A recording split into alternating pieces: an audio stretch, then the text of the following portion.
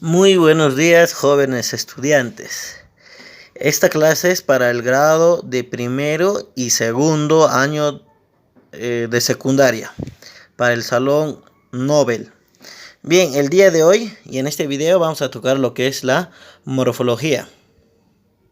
¿Y qué es la morfología? La morfología vendría a ser una disciplina auxiliar de la lingüística, que se encarga pues en estudiar la estructura interna de una palabra, cómo está compuesta o con qué elementos está compuesta pues una palabra.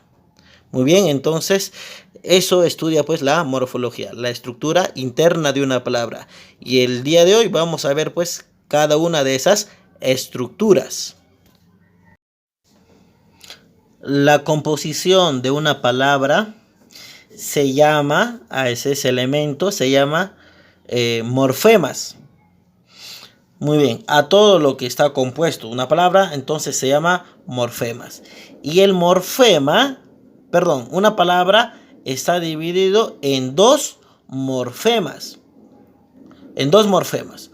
Uno, por el otro lado, observamos, dice base léxica o raíz. Ese es un morfema. El segundo morfema sería el afijos. ¿Y qué son los afijos? Son morfemas que pueden ir antes o después de la raíz. Por ejemplo, tenemos marino. La palabra ino es un afijo que va después. Luego podemos tener, por ejemplo, imposible. La palabra im va antes, ¿no?, de la raíz. Por lo tanto, tendría el rol de un prefijo. Y en el caso de marino, como un sufijo. Muy bien. Entonces, pues, de esa forma se va a dividir, pues, los morfemas en dos tipos de morfemas. Uno llamado raíz o raíz lexical y el otro lo que son los afijos. Y dentro de los afijos está dividido, pues, en varios afijos. Tenemos el prefijo, tenemos el sufijo derivativo, el otro es sufijo flexivo y finalmente tenemos el infijo. En el caso de la palabra, ¿ya?, la parte donde que dice palab sería ser la raíz. Y la A vendría a ser un afijo llamado sufijo flexivo de género femenino. En el caso si terminaría en O, sería un sufijo flexivo de género masculino. En el caso si fuese palabras, termina en as, sería un sufijo flexivo de número plural, palabras, ¿sí? Entonces no hay que confundirnos. Muy bien, entonces vamos a ver ahora lo que es la raíz. Dice, es el elemento común que lleva en sí la idea fundamental de la palabra o vocablo. Por ejemplo, tengo acá convenido. El morfema con es un prefijo y ven sería la raíz y la palabra ido sería pues un sufijo derivativo. Entonces, si la raíz dice ven, entonces convenido tendrá alguna relación con el verbo venir, ¿cierto?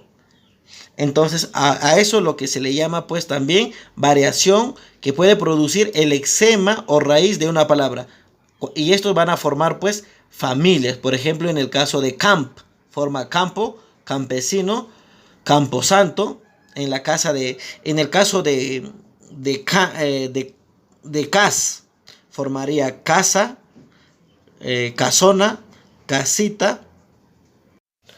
Luego tenemos el morfema o el lexema pan.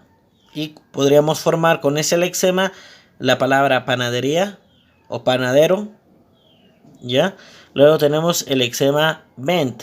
Tenemos las palabras ventaja, venta, ventana. Luego tenemos el lexema vent y obtenemos las palabras vendedor, vender, vendido. Este conjunto de palabras que comparten un lexema común se llama familia de palabras.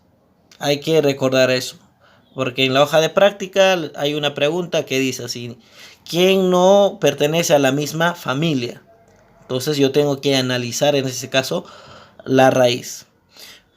Muy bien.